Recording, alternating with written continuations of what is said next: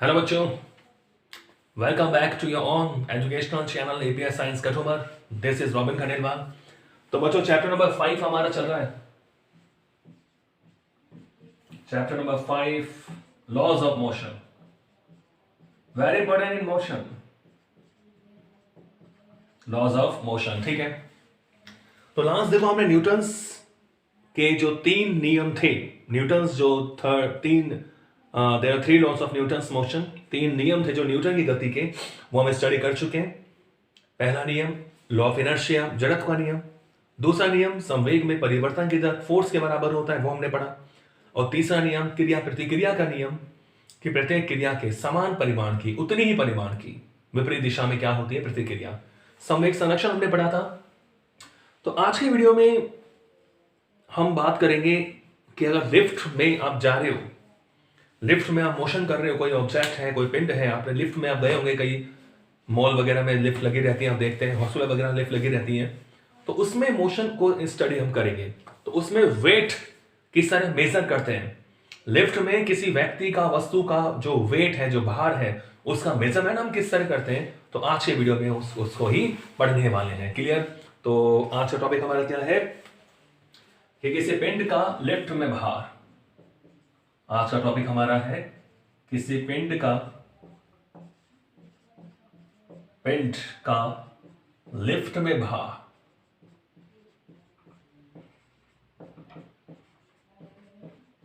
Weight of a body in a lift. Weight of a body in a lift.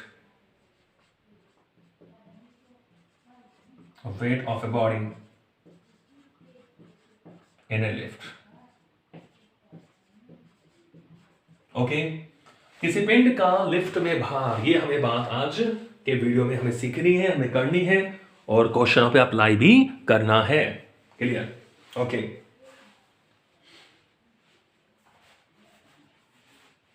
Clear बच्चों? तो बच्चों सबसे पहले हम ये मान लेते हैं कि हमारे पास कोई ऑब्जेक्ट है। तो ये मैं मान रहा हूं कि माना स्मॉल m द्रव्यमान का कोई व्यक्ति, ठीक है, ये मैं मान के चल रहा हूं इनिशियली। माना स्मॉल m द्रव्यमान का कोई व्यक्ति, मान लो भार मापने वाली मशीन पर खड़ा है लिफ्ट में। मानो स्मॉल m द्रव्यमान की कोई व्यक्ति है और वो लिफ्ट में खड़ा हुआ है। क्लियर है? ओके, स्मॉल m द्रव्यमान कोई व्यक्ति भार मापने वाली मशीन पर खड़ा है, भार मापने वाली मशीन पर खड़ा है। ठीक है, तो आपको पता है यहां पर 2 कंडीशन है। जैसे मान लो ये हमारे पास कोई ऑब्जेक्ट है, ये मान लो मशीन है, और ये कोई ऑब्जेक्ट हमारे पास है, इसका मान लो मास कितना है m। तो बताओ यहां पर कितने फोर्स लगेंगे। ये मान लो कोई खड़ा है व्यक्ति, भार मापने वाली मशीन, वेटिंग मशीन पर कोई व्यक्ति खड़ा है, तो आपको पता है इसमें एक फोर्स तो क्या लगेगा, व्यक्ति के द्रव्यमान के कारण एक फोर्स तो लगेगा, गुरुत्वीय बल, ग्रेविटेशनल फोर्स लगेगा, गुरुत्वीय बल लगेगा। ठीक है, विच इज आप जानते हो F इज इक्वल टू क्या होता है, mg होता है। क्लियर? और इस mg के प्रतिक्रिया स्वरूप, क्योंकि ये जो मास है, ये बॉडी है, mg फोर्स लगा रही है, ग्रेविटेशनल फोर्स लग रहा है, F is equal to mg, तो एक प्रतिक्रिया बल लगेगा R। तो हमने R को क्या बोलते हैं, प्रतिक्रिया बल बोलते हैं, प्रतिक्रिया बल। ओके, R को हम क्या बोलते हैं, प्रतिक्रिया बल, रिएक्शनल फोर्स। क्लियर है? तो mg और R, अभी व्यक्ति बिल्कुल स्थिर अवस्था में है, व्यक्ति बिल्कुल खड़ा हुआ है। ठीक है, क्लियर है बच्चों? तो बताओ व्यक्ति का जो भार होगा, व्यक्ति पर जो परिणामी बल होगा इस वाली अवस्था में, व्यक्ति पर परिणामी बल की मैं बात करूं, वो कितना होने वाला है। तो इसको मैं mg लिख देता हूं कि mg नीचे क्यों लग रहा है, जो भार है mg। तो बच्चों व्यक्ति पर जो परिणामी बल है, जो फोर्स लगेगा व्यक्ति पर नीचे की ओर, इसको मैं लिख दूं परिणामी बल नीचे की ओर। तो ये बच्चों मैंने लिख दिया F इज इक्वल टू, अब देखो mg नीचे लग रहा है, R ऊपर लग रहा है, तो नेट नीचे कितना लगेगा, mg minus R। Equation number first. तो इतना फोर्स लगेगा व्यक्ति पर नीचे की ओर। क्लियर है बच्चों? अब हम बात करेंगे लिफ्ट की। तो हम अब लिफ्ट की बात करें कि लिफ्ट में अगर कोई व्यक्ति है वो ऊपर या नीचे जा रही है तो इस स्थिति में क्या होता है उसकी बात करते हैं। क्लियर है? ठीक है, देखिए तो पहला केस मैं लेता हूं। पहला केस कि जब लिफ्ट मतलब मशीन पे व्यक्ति खड़ा हुआ है, अब वो लिफ्ट में है। तो जब लिफ्ट एक समान वेग से एक समान वेग यानी नियत वेग, तो जब लिफ्ट एक समान वेग यानी नियत वेग से ऊपर या नीचे की ओर गतिशील हो, लिफ्ट जो है वो एक समान वेग से ऊपर या नीचे की ओर गतिशील हो, तो इसमें बैठा जो यात्री है उसके लिए क्या होगा? ऊपर या नीचे की ओर गतिशील है, मान लो ये हमारी लिफ्ट है और ये मान लो व्यक्ति इसमें है m मास का। ठीक है, मतलब ये लिफ्ट हम मान लेते हैं, ये लिफ्ट हो गई और ये नीचे फोर्स लगता है mg और इतना फोर्स क्या लग रहा है? r लग रहा है। ठीक है, ये लिफ्ट है। तो कह रहा है ऊपर या नीचे की ओर गतिशील हो एक समान वेग से। इसका मतलब क्या होगा? लिफ्ट का त्वरण क्या होगा बच्चों? जीरो होगा। होगा कि नहीं होगा? जब लिफ्ट एक समान वेग से यानी लिफ्ट के ऊपर या नीचे जाने से उस व्यक्ति पर कोई त्वरण नहीं लगेगा, यानी व्यक्ति का त्वरण क्या रहेगा? जीरो। जिस सिस्टम में हम होते हैं उसी सिस्टम का त्वरण हम पे लगता है। तो जब लिफ्ट एक समान वेग से ऊपर या नीचे गतिशील हो तो भाई त्वरण क्या होगा? A is equal to zero. यानी जो परिणामी बल होगा व्यक्ति पर, परिणामी बल जो होगा, जब त्वरण ही नहीं है, त्वरण जीरो है, तो परिणामी बल भी क्या होगा? जीरो। इक्वेशन 1 से आप देख सकते हैं F की वैल्यू क्या है भाई? mg माइनस आर बराबर जीरो, यानी R इज इक्वल टू क्या हो गया बच्चों? mg। R is equal to क्या हो गया? mg। समझ गए? R is equal to mg। इसका मतलब क्या हुआ? इसका मतलब ये हुआ कि व्यक्ति का जो स्वयं का भार है वही वो फील करेगा। ठीक है, R is equal to mg, यानी भार में कोई वृद्धि या कमी उसे महसूस नहीं होगी। क्लियर है? तो ये तो बात थी जब लिफ्ट एक समान वेग से ऊपर या नीचे जाती है तो उसका त्वरण जीरो होता है, तो व्यक्ति पर कोई परिणामी बल नहीं लगता, F जीरो हो गया, तो R इज इक्वल टू क्या होगा? mg, यानी वो mg को ही अनुभव करता है। दूसरा केस में लू।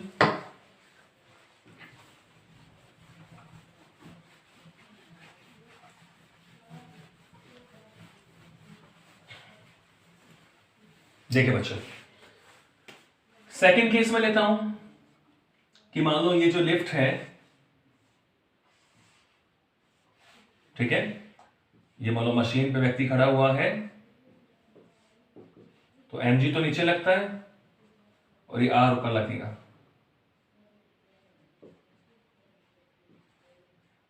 ठीक है बच्चों, अब मान लो हमारी जो लिफ्ट है वो ऊपर की ओर चल रही है A त्वरण से। जो लिफ्ट है वो ऊपर की ओर चल रही है कितने त्वरण से? A त्वरण से। यानी ये वाला केस कौन सा है कि जब लिफ्ट त्वरण A से, यानी अब इसका त्वरण जीरो नहीं है, जब लिफ्ट त्वरण A से ऊपर की ओर गतिशील हो, ऊपर की ओर गतिशील हो,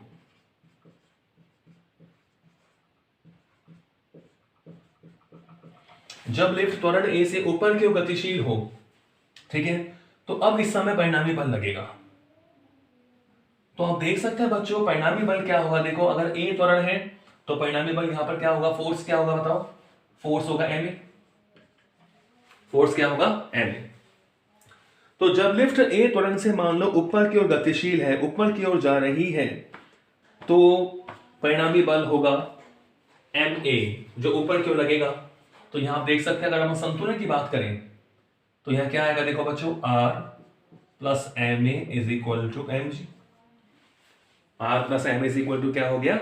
mg। क्लियर है?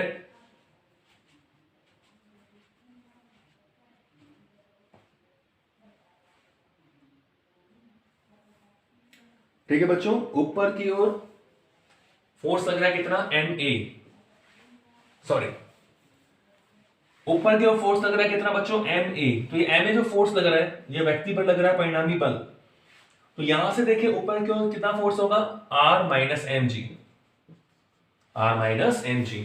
ये परिणामी बल है जो A त्वरण से गतिशील है, M द्रव्यमान का आपका ऑब्जेक्ट है, तो MA बल लगेगा।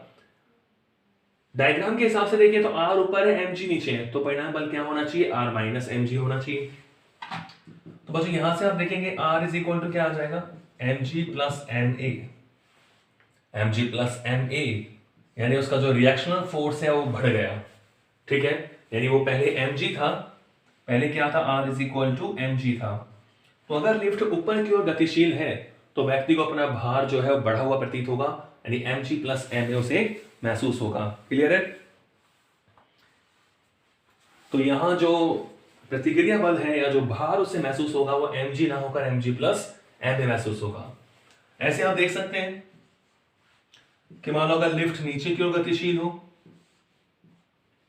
तो ये मानो नीचे लगेगा mg और ऊपर तो हमें पता है r, और नीचे की ओर गतिशील है A त्वरण से, तो परिणामी बल क्या होगा, ma।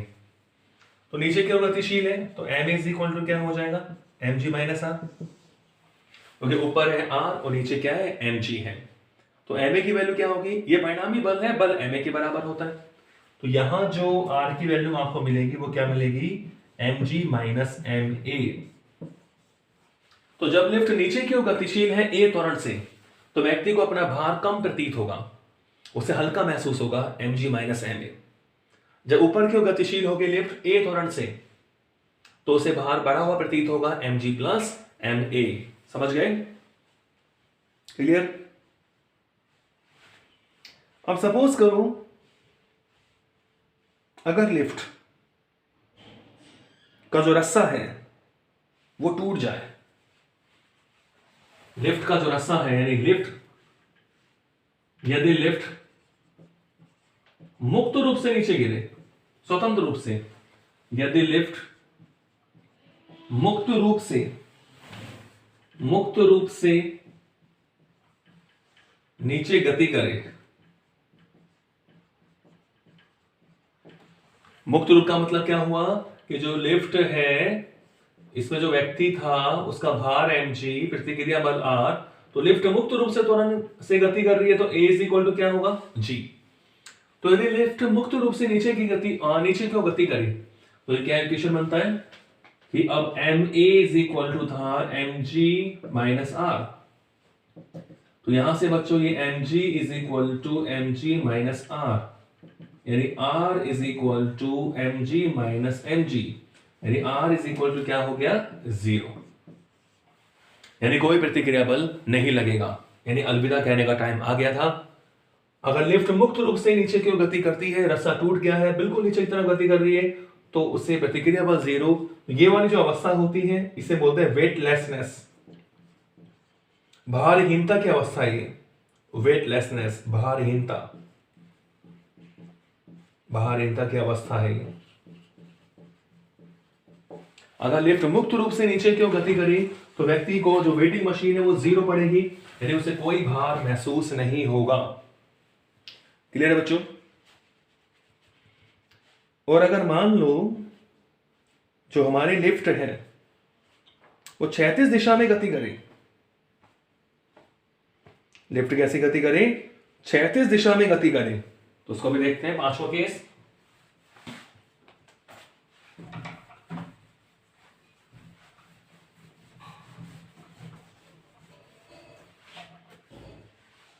देखो जब लिफ्ट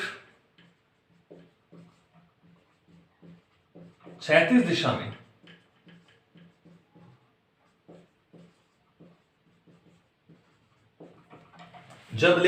दिशा में त्वरण A से गतिशील हो,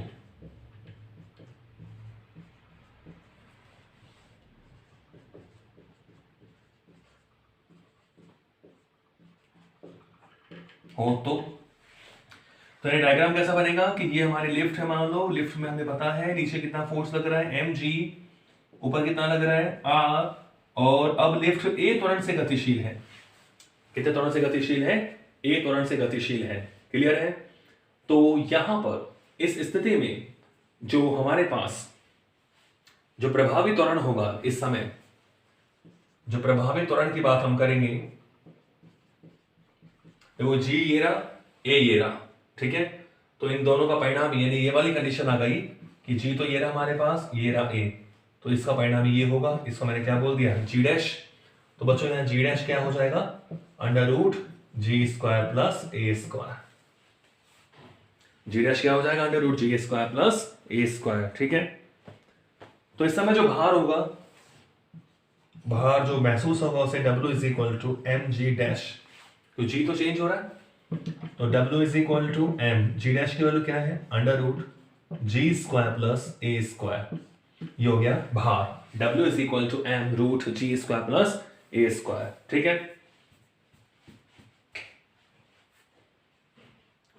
क्लियर बच्चों? विराम अवस्था में होते ही W बराबर क्या हो जाता है? M G. क्लियर है?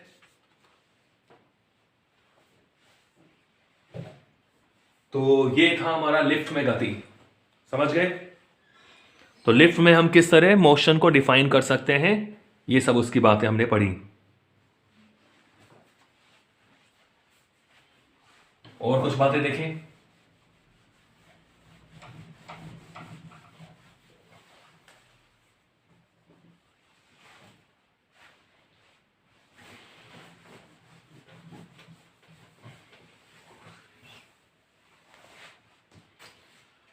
ठीक है बच्चों, ये लिफ्ट में हमने बात पढ़ी, तो आगे चलते हैं और एक टॉपिक और अपन डिस्कस कर लें यहां पर। देखो बच्चों, साम्य अवस्था का मतलब क्या होता है? कोई कण है वो साम्य अवस्था में है, उसका मतलब क्या है? देखो, किसी कण की साम्य अवस्था का मतलब क्या है?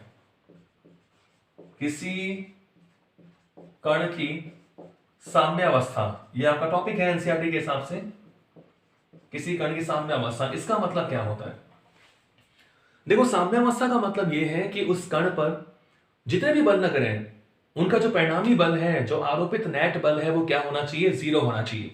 तो साम्य अवस्था से क्या मतलब है कि यदि किसी कण पर आरोपित परिणामी बल, यदि किसी कण पर आरोपित परिणामी बल यानी नेट फोर्स, नेट बल शून्य हो, तो यह जो अवस्था है, तो यह अवस्था कण की साम्य अवस्था कहलाती है। क्लियर है? तो अगर मान लो किसी कण पर परिणामी बल जीरो है, तो उसे क्या बोलते हैं बच्चों? कण की साम्य अवस्था यानी विराम अवस्था यानी इक्विलिब्रियम स्टेट। यानी हम क्या लिख सकते हैं? साम्य अवस्था के लिए व्हाट वी कैन राइट कि F net force must be equal zero. F net क्या होना चाहिए बच्चों? जीरो होना चाहिए। क्लियर है? तो इस तरह हम फोर्स को जीरो करके वैल्यू निकाल सकते हैं। ठीक है बच्चों, ये साम्य अवस्था की बात है। और हम एक बात और यहां पढ़ लें, एक होता है बच्चों संगामी बल। कौन से बल होते हैं? संगामी बल। संगामी बल का क्या मतलब होता है?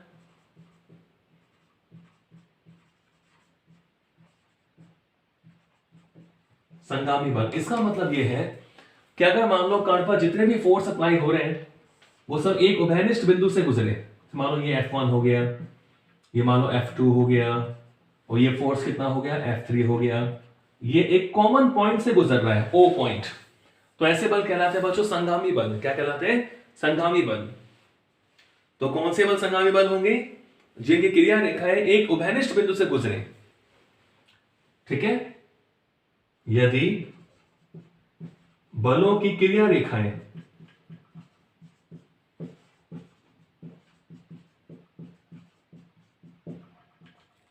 यदि बलों की क्रिया रेखाएं एक उभयनिष्ठ बिंदु से एक ही उभयनिष्ठ बिंदु से गुजरे, समझ आ रही है बात? तो F1, F2, F3 इन्हें हम संगामी बल बोलेंगे, कोलिनियर फोर्स बोलेंगे, अगर वो एक ही बिंदु से गुजर रहे हैं, जैसा कि आपको चित्र में दिखाई दे रहा है। तो यदि बलों की क्रिया रेखाएं एक ही उभयनिष्ठ बिंदु से गुजरे तो इन्हें क्या कहते हैं? संगामी बल कहते हैं।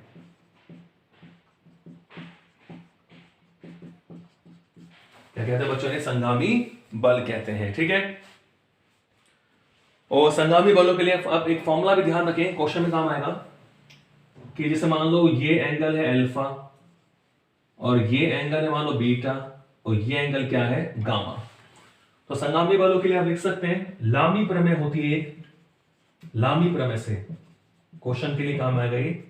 लामी प्रमेय से देखो F1 के सामने वाला कौन कौन से? अल्फा, तो F1 अपॉन साइन अल्फा।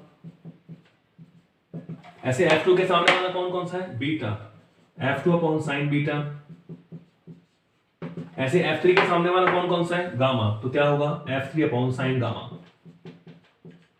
तो लामी प्रमेय से हम इसको लिख सकते हैं F1 upon sine alpha is equal to F2 upon sine beta is equal to F3 upon sine gamma. तो ये लामी प्रमेय होती है, ये क्वेश्चंस में आपके काम आएंगे। ठीक है, चलो एक क्वेश्चन हम कर लेते हैं इसका।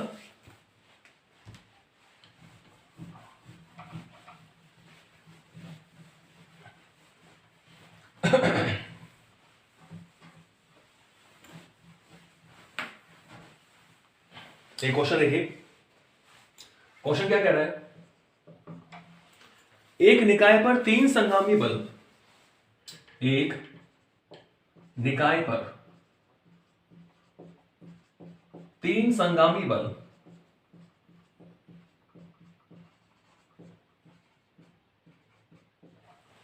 एक निकाय पर तीन संगामी बल या को दे दिया F1 is equal to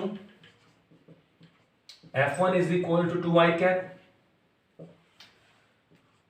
F2 is equal to या को वैल्यू दे रखी है -6j कैप।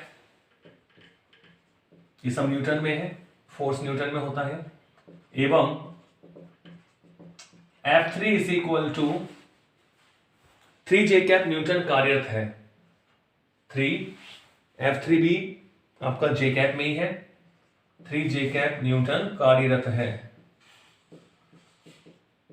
ठीक है भाई, एक निकाय पर तीन संगामी बल दे रखे हैं F1 is equal to 2i cap newton, F2 is equal to -6j cap newton और F3 is equal to 3j cap newton कार्यरत है। क्या वस्तु संतुलन की स्थिति में है? क्या पूछ रहा है क्वेश्चन में कि क्या वस्तु संतुलन की स्थिति में है?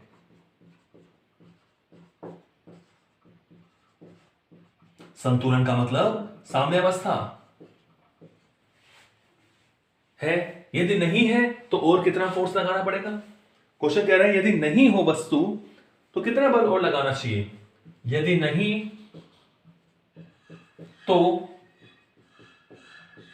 संतुलन अवस्था के लिए, यदि नहीं तो संतुलन अवस्था के लिए कितना बल अतिरिक्त लगाना पड़ेगा? ये क्वेश्चन आपसे कह रहा है कितना बल अतिरिक्त लगाना पड़ेगा।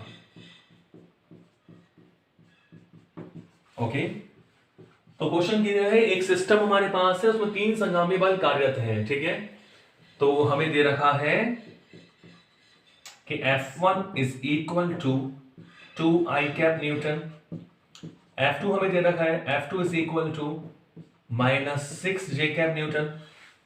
ठीक है, और F3 हमें दे रखा है 3j कैप न्यूटन। F3 आपको दे रखा है 3j कैप न्यूटन। क्वेश्चन कह रहे हैं क्या वस्तु संतुलन की स्थिति में है?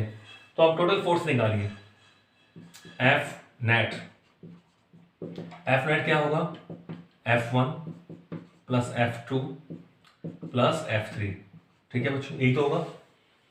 तो यहां जो F नेट मुझे मिलेगा, F net is equal to F1, F2, F3 की वैल्यू पुट कर दो, तो 2i कैप -6j और प्लस का 3j, तो क्या बचा ये 2i, -6 + 3 क्या होगा -3j न्यूटन। तो आप देख रहे हैं कि एफ नेट की जो वैल्यू है, क्योंकि जो एफ नेट है उसकी वैल्यू 0 नहीं है, और संतुलन अवस्था के लिए कंडीशन है कि जो नेट फोर्स है वो क्या होना चाहिए, 0 होना चाहिए। इसका मतलब कि वस्तु संतुलन अवस्था में नहीं है। तो अब संतुलन अवस्था के लिए क्या होना चाहिए, कितना और फोर्स लगाएं, तो संतुलन अवस्था के लिए हमने मानो F4 फोर्स और लगा दिया। संतुलन अवस्था के लिए माना निकाय पर हमने F4 फोर्स लगा दिया, F4 बल लगाया जाता है। ठीक है, तो इस निकाय पर नेट फोर्स है, हमने और F4 लगा दिया। इसका मतलब ये हुआ कि 2i -3j हमने F4 फोर्स और लगा दिया, तो ये क्या हो जाना चाहिए 0। तो आप देख रहे हैं कि F4 यहां क्या मिलेगा हमें कि माइनस का 2i प्लस 3j। तो इतना न्यूटन फोर्स हम और लगाएंगे तो हमारा सिस्टम कौन सी अवस्था में आ जाएगा बच्चों, संतुलन अवस्था में आ जाएगा। तो आप समझ गए होंगे संतुलन अवस्था का मतलब है कि सिस्टम पर नेट फोर्स क्या होना चाहिए, 0। ओके,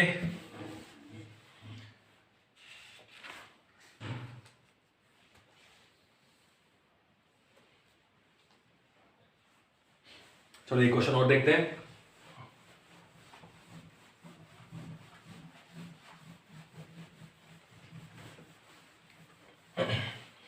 ये आपका एनसीईआरटी का एग्जाम्पल है, एग्जाम्पल नंबर 6। ये आपका एनसीईआरटी का एग्जाम्पल नंबर है 6। ठीक है, क्वेश्चन क्या कह रहा है, क्वेश्चन कह रहा है 6 किलोग्राम के किसी पिंड को छत से 2 मीटर लंबाई की डोरी द्वारा लटकाया जाता है। 6 किलोग्राम द्रव्यमान के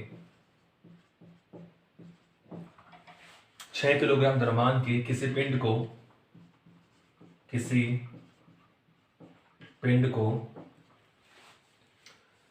छत से 2 मीटर लंबाई की डोरी, पिंड को छत से 2 मीटर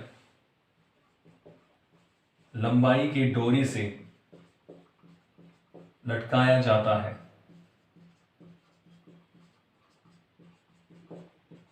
ठीक है भाई, 6 किलोग्राम द्रव्यमान का कोई पिंड है, उसे छत से 2 मीटर की जो डोरी है उसे लटका दिया।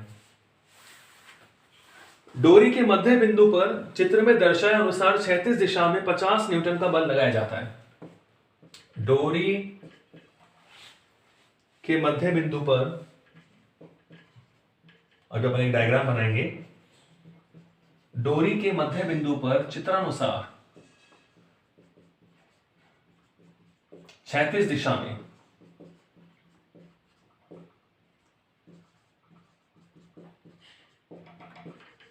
50 न्यूटन का, चित्रानुसार 50 न्यूटन का क्षैतिज दिशा में बल लगाया जाता है। 50 न्यूटन का बल लगाया जाता है।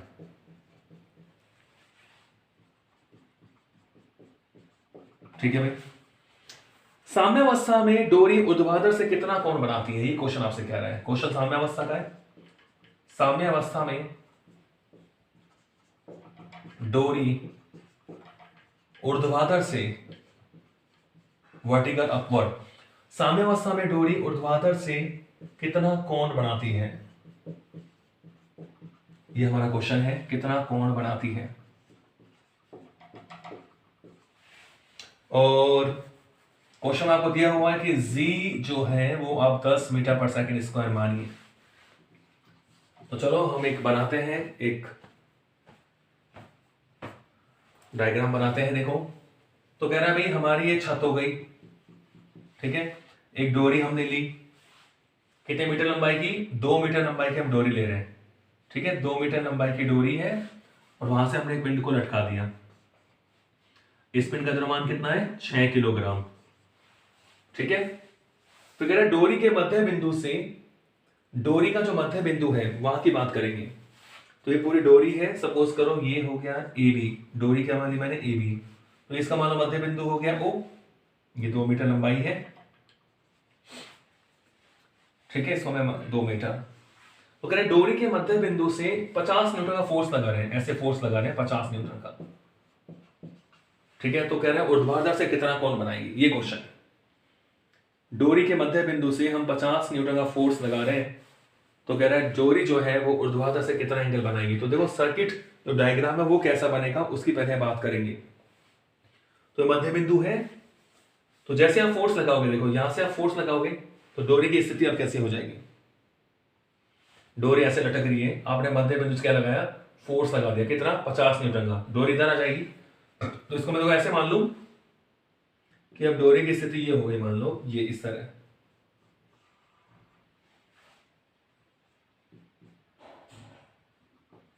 ये वाली स्थिति हो गई। तो बच्चों ये भी 1 मीटर है और ये भी डोरी कितनी है, 1 मीटर, क्लियर है। तो आप देख रहे हैं कौन कौन से इसमें फोर्स लगेंगे। साम्यावस्था के लिए क्या होना चाहिए, टोटल फोर्स क्या होना चाहिए, 0। साम्यावस्था के लिए टोटल फोर्स क्या होना चाहिए बच्चों, 0। तो आप देख रहे हैं 1 मीटर ये हो गया, 1 मीटर ये हो गया, क्लियर है। तो कह रहे हैं ऊर्ध्वाधर से कितना कोण बनाएंगे, यानी आपसे ये पूछ रहा है, ये एंगल पूछ रहा है, ठीक है। तो देखो इसको मैं अलग से भी दिखा दूं कि 50 न्यूटन है, ये 1 मीटर है, ये 1 मीटर है। तो क्वेश्चन कह रहा है ऊर्ध्वाधर से, ये जो हमारी डोरी है वो ऊर्ध्वाधर से मान लो एंगल बनाती है कितना, थीटा। तो बच्चों आपसे थीटा पूछ रहा है, क्या पूछ रहा है, थीटा, क्लियर है। आगे बात समझे, थीटा पूछ रहा है आपसे एंगल, ठीक है बच्चों। तो देखो इसको अलग से दिखा लें, जैसे ये वाला पोर्शन है और ये वाला पोर्शन है, इसको मैं अलग से दिखा रहा हूं। तो जैसे मान लो मैं इसको इस तरह दिखाऊंगा, डोरी हमारी थी और आपने यहां फोर्स लगाया F is equal to 50 newton का, ठीक है। अब देखिए, अब बच्चों देखो यहां ये हो गया ऊर्ध्वाधर, ये एंगल कितना है, थीटा। तो डोरी को आप जब फोर्स लगाओगे तो यहां एक फोर्स लगेगा, टेंशन फोर्स लगेगा, उससे मैंने मान लिया T1, ये तनाव बल है, क्या ये तनाव बल T1।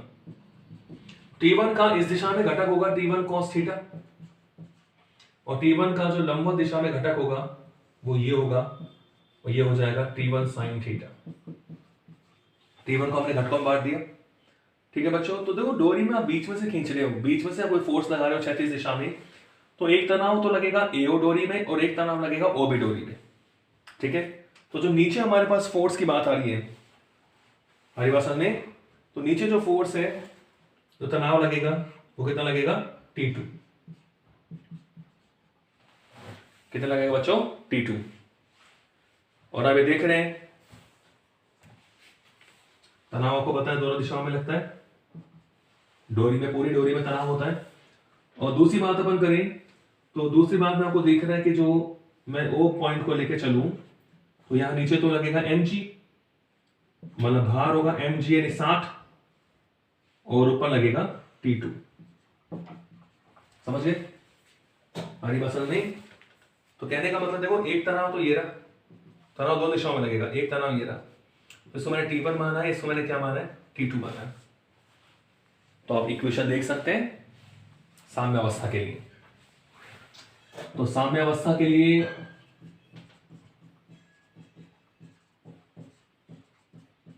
आगे बात समझ में, साम्यावस्था के लिए क्या होगा, देखो T1 cos थीटा बराबर T2, T2 का मतलब W। देखो इस इक्वेशन से लिख सकता हूं मैं T2 is equal to 60 newton, जो W के बराबर है, इक्वेशन फर्स्ट। इस वाले चित्र से लिख सकता हूं T1 cos theta is equal to T2 यानी 60, इक्वेशन नंबर 2। और ये T1 sin theta is equal to कितना बच्चों, 50 न्यूटन, ठीक है, 50 लिख दिया मैंने, मात्र में नहीं लिखा, इक्वेशन नंबर 3। तो हमें निकालना कि स्क्वायर थीटा को निकालना है, तो आप 3 में 2 का भाग दे दीजिए, ठीक है। तो समीकरण 3 में 2 का भाग दे, समीकरण 3 बटा क्या कर दे, 2। तो ये हो गया बच्चों T1 sin theta upon T1 cos theta is equal to 50 बटा 60। T1 से T1 कैंसिल, 0 से 0 कैंसिल, तो साइन अपॉन कोस क्या होगा, tan थीटा यानी 5 बटा 6 तो यहां से थीटा क्या हो जाएगा, tan इनवर्स 5/6। क्लियर बच्चों? तो ये एंगल बनेगा tan इनवर्स 5/6। तो ये सामने अवस्था पर हमने क्वेश्चन किए दो। तो आज की वीडियो में इतना ही, मिलते हैं नेक्स्ट वीडियो में नए टॉपिक के साथ, कुछ क्वेश्चन के साथ। Thank you.